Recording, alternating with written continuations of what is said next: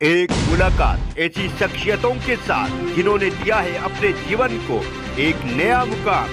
रूबरू कराएंगे ऐसी कुछ हस्तियों के साथ एक खास शख्सियत के साथ मुलाकात जयदेव पटेल के साथ नंबर 1 इंडिया न्यूज पर।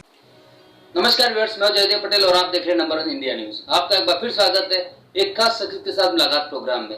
आज हम बात करेंगे उत्तर प्रदेश में अब बच्चों को वीर सावरकर की इतिहास के बारे में बताया जाएगा। ये फैसला कितना अहम है और इसी के साथ तमाम विपक्षी दल जो एक हो रहे हैं नरेंद्र मोदी के अगेंस्ट में 2024 लोकसभा चुनाव को लेकर, क्या ये बीजेपी को हरा पाएगी? इसी पर ज्यादा बात करने के लिए हमारे साथ खास सामान है उत्तर प्रदेश के पूर्व मुख्यमंत्री डॉक्टर दिनेश शर्मा। दिनेश शर्मा जी, आपका बहुत बहुत स्वागत है आज हमारे प्रोग्राम में। बहुत धन्यवाद आपको जी। दिनेश शर्मा जी, आपसे मेरा पहला सवाल है कि उत्तर प्रदेश सरकार ने बच्चों को वीर सावरकर के इतिहास के बारे में बताने का जो अध्याय उत्तर प्रदेश बोर्ड के अंदर शामिल किया है, इस अहम फैसलों को आप कैसे देखते हैं? देखिए, अहम फैसला शब्द का प्रयोग उचित नहीं है। माध्यमिक शिक्षा परिषद पहले जो इलाहाबाद बोर्ड कहलाता था, प्रयागराज बोर्ड है। ये एशिया का सबसे बड़ा बोर्ड है जहां पर 66 लाख के आसपास बच्चे, इतनी संख्या तक लोग परीक्षा हाई स्कूल और इंटर की दे चुके हैं। मैं इतना कहूंगा कि इसमें 100 साल से ऊपर का ये बोर्ड है।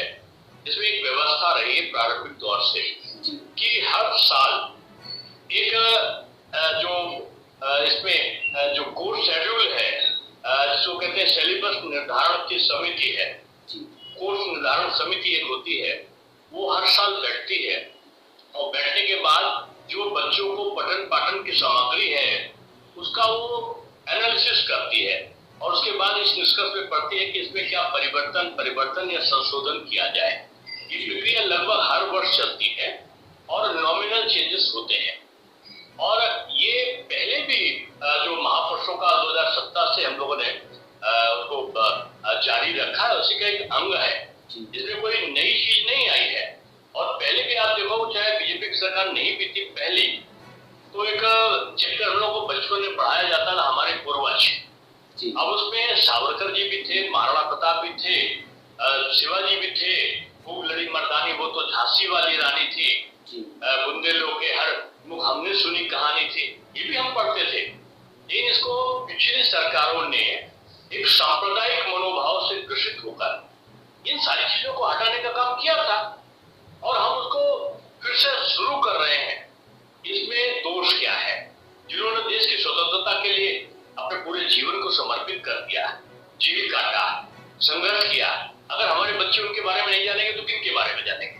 क्या वो अकबर के बारे में जानेंगे, बाबर के बारे में जानेंगे या औरंगजेब के बारे में जानेंगे, जो हमारे लुटेरे थे एक तरीके के, जो देश पर कब्जा करने की नीयत से आए, उनके बारे में हम जानेंगे क्या? जानेंगे तो नहीं। चाहे वो हम जानेंगे अब्दुल कलाम के बारे में, अपने अशफाकुल्लाह खां के बारे में, अब्दुल हमीद के बारे में, ये तो समझ में आता है।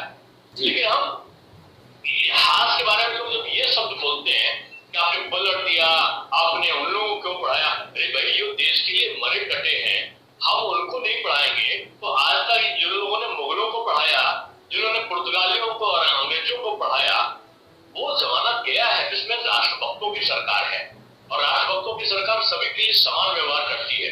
इसके लिए हिंदू और मुस्लिम ये शब्द महत्वपूर्ण नहीं है, महत्वपूर्ण है भारत के नागरिक और भारत के नागरिकों को समान अधिकार और उनके साथ समान व्यवहार और एक राष्ट्रीयता की भावना का जागरण, और इसके तहत सरकारें काम करती है। योगी जी तो साधुवाद के पात्र हैं, वो इतना अच्छा काम कर रहे हैं कि आज उत्तर प्रदेश का जो गौरवशाली परंपरा और इतिहास है पूरी दुनिया में चर्चा का विषय बना है। आज दुनिया के, हम भारत के नहीं कहेंगे, तमाम इन्वेस्टर्स खींचे हुए चले आ रहे चुंबक की तरीके से उत्तर प्रदेश में, और उत्तर प्रदेश अब 3,90,000 करोड़ रुपए के निवेश वाला प्रदेश बन गया है। 17 एक्सप्रेसवे बन गए, 20 हवाई अड्डे बन गए, बनने की तरफ अग्रसरित है। हर जिले में एक मेडिकल कॉलेज हो, 250 विद्यालय माध्यमिक के, 78 डिग्री कॉलेज, 13 विश्वविद्यालय। ये पूरी सुन ले किसी भी एक प्रदेश में 5 साल में 6 साल में हुआ हो तो मैं समझता हूँ उसके लिए गर्व करने के अलावा कोई दूसरा चारा नहीं बचेगा।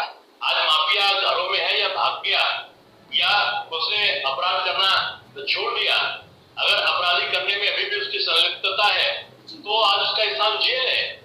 या उसके स्थान आज पुलिस की कठोर दंडात्मक कार्रवाई उसका अंग है। मैं कह सकता हूँ कि बदले हुए प्रदेश में कोई बदले की नीयत से काम नहीं हो रहा है।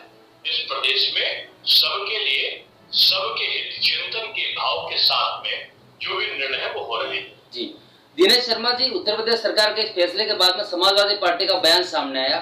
उन्होंने कहा कि बीजेपी ऐसे लोगों के इतिहास के बारे में पढ़ाना चाहती है जिन्होंने अंग्रेजों से माफी मांगी थी। इसको कैसे देखते हैं आप? मैं समझता हूँ कि किसी स्वतंत्रता संग्राम सेनानी के लिए इस प्रकार की बातें कहना ये शायद एक जघन्य अपराध और राष्ट्रद्रोह की श्रेणी में आता है। सावरकर जी का इतिहास जो लोग नहीं जानते उसी प्रकार के तुष्टीकरण के लिए इस प्रकार के शब्दों का वो प्रयोग करते हैं। उनको ये बताना चाहिए इतिहास। अरे जेल कौन गया? भगत सिंह गए, चंद्रशेखर आजाद गए, बटुकेश्वर दत्त गए, अशफाकुल्ला खां गए। कौन गया? कौन? ये सारे सुभाष चंद्र बोस ने संघर्ष किया। महात्मा गांधी के नेतृत्व में असहयोग आंदोलन चला, महात्मा गांधी जी भी गए। लेकिन आप देखो गोलियों से कौन लोग मारे गए? जो जिन्होंने कठोर एक संयम रखा। तो ऐसे स्वतंत्रता संग्राम सेनानियों का हम जिक्र ना करें जिनका पूरा जिंदगी अंडमान निकोबार में काले पानी की सजा में बीत गया। यह हास्यास्पद है अगर इस प्रकार का कोई वाक्य का प्रयोग स्वतंत्रता संग्राम सेनानियों के बारे में करता है। जी दिनेश शर्मा जी, अक्सर हम देखते हैं कि जब जब भी वीर सावरकर की बात की जाती है और खासकर बीजेपी शासित में जो अभी जिस प्रकार से चलन तो चला है वीर सावरकर की बातों को आगे जिस प्रकार से लाया जा रहा है, तो कहीं इनकी राजनीति इस पर ज्यादा हावी हो जाती है। इसको कैसे देखते हैं आप? मैं समझता हूँ ये संकीर्ण मानसिकता का परिचायक है जो लोग इस प्रकार के तथ्यों के साथ प्रस्तुतिकरण करते हैं। उन्हें उन परिस्थितियों को समझना चाहिए जिनमें राष्ट्र हित चिंतन के लिए साम दाम दंड भेद की नीति के साथ हमारे क्रांतिवीर लड़ रहे थे, अपने परिवारों को छोड़कर लड़ रहे थे, अपने प्राणों को निछावर करके मेरा रंग बसंती चोला के साथ में गान करते हुए सूलियों पर चढ़ रहे थे। ये उनकी वीर गाथाओं के हाथ को छोड़कर हम लोग कुछ तथाकथित ऐसे लोग जिनका कोई योगदान नहीं था उनकी चर्चा करते हैं और हम भूल जाते हैं महात्मा गांधी को, भूल जाते हैं हम चंद्रशेखर आजाद, सुभाष चंद्र बोस को, सावरकर को। तो मैं समझता हूँ ये एक ऐसा प्रसंग है जिसमें बड़ी लंबी चर्चा और बहस की जरूरत पड़ेगी। जी दिनेश शर्मा जी, 2024 लोकसभा चुनाव में प्रधानमंत्री मोदी के अगेंस्ट की अगर हम बात करें तो सारे तमाम विपक्षी दल जितने भी हैं वो सब एक स्वर में साथ आने की कोशिश कर रहे हैं। तो क्या ये बीजेपी को हरा पाएंगे? बिहार में अगर आप पटना की बात कर रहे हो जी कि ये तमाम 22-23 दल मिले हैं तो ये वैवाहिक समारोह के लिए मिले थे। ये लोग राहुल जी के विवाह का निर्धारण लालू जी के द्वारा संभव हो सके उसको लगता है इसी के लिए मिले होंगे, क्योंकि 1 घंटे के अंदर मिले और फुर्र हो गए। ना कोई नीति, ना कोई नियत, ना कोई नीति के साथ कोई सिद्धांत और ना कोई निर्णय। ये अनिर्णय वाले लोग हैं जो परस्पर एक दूसरे के विरोध से इनकी राजनीति जीवित है। ये लोग एक तरीके से उसी तरह व्यवहार कर रहे हैं जैसे इस समय पूरे देश में मोदी जी की बाढ़ आई है। एक बाढ़ नदी में एक बार आई थी और वो किस्सा मुझे कोई सुना रहा था कि परस्पर विरोधी लोग एक पेड़ पे बैठे थे। एक नेवला था, एक सांप था, एक चूहा था, एक बिल्ली थे। ये बाढ़ आई है, वो पेड़ के ऊपर एक साथ थे, आपस में लड़ नहीं रहे थे। तो किसी ने पूछा तो एक बुजुर्ग ने कहा कि भाई ये समय बेटा यहाँ पर बाढ़ आई है इसलिए वो पेड़ से नीचे नहीं उतर रहे हैं, आपस में नहीं लड़ रहे हैं। जैसे बाढ़ जाएगी वैसे सांप चूहे को खा जाएगा। नेवला वो जो है नेवला जो है वो सांप को खा जाएगा और जो बिल्ली है वो चूहे को खा जाएगी। ये सब आपस में लड़ेंगे जैसे बाढ़ जाएगी। वैसे ही जैसे चुनाव खत्म होगा वैसे ही जो मोदी जी की बाढ़ है उसमें तब आदरणीय राहुल जी से अखिलेश जी लड़ने पहुंच जाएंगे, अखिलेश जी से ममता जी लड़ने पहुंच जाएंगी और ममता जी से लालू जी और तेजस्वी जी लड़ने पहुंच जाएंगे। आप देखो कौन था, अगर आप असली में देखो तो ये बच्चों का सम्मेलन था, ये नेताओं के बच्चों का सम्मेलन था। इसमें शिबू सोरेन का बच्चे जो थे शिबू सोरेन थे, उनके बच्चे अपने पिताजी के जो उनके मुख्यमंत्री थे। यहाँ पे कौन? हेमंत सोरेन, शिबू सोरेन के बच्चे। यहाँ पर कौन? उद्धव के बच्चे आदित्य ठाकरे। यहाँ पे कौन? ये चौहान की बेटी सुप्रिया सुले, और यहाँ पर आदरणीय मुलायम सिंह जी के बेटे अखिलेश यादव, यहाँ पर लालू के बेटे तेजस्वी यादव, यहाँ करुणानिधि के बेटे स्टालिन। ये बेटों का सम्मेलन था, ये पारिवारिक मिलन था जो बगैर प्रेम और व्यवहार के समाप्त हो गया।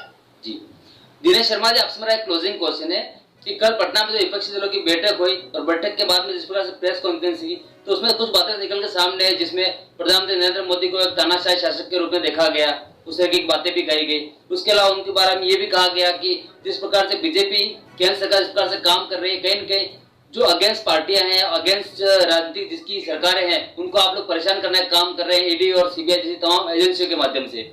इसको कैसे देखते हैं आप? देखिए, उनको पता है कि 2019 में मोदी जी की लहर थी और 2024 में मोदी तूफान आने वाला है, और इनको पता है कि मोदी तूफान में इन सब के अस्तित्व खतरे में पड़ जाएंगे। इसलिए ये अनर्गल प्रलाप भी करेंगे, झूठा प्रचार भी करेंगे, और मोदी फोबिया है सब में, और मोदी फोबिया से ग्रसित बगैर नीति और नियत वाले ये लोग ये मिलकर भी मोदी जी का मुकाबला नहीं कर सकते। और मैं इतना कहूंगा कि जितना ये मिलेंगे उतनी बुरी पराजय की तरफ ही आगे जाएंगे। दिनेश शर्मा जी, आपने हमारे लिए समय निकाला, उसके लिए बहुत बहुत धन्यवाद।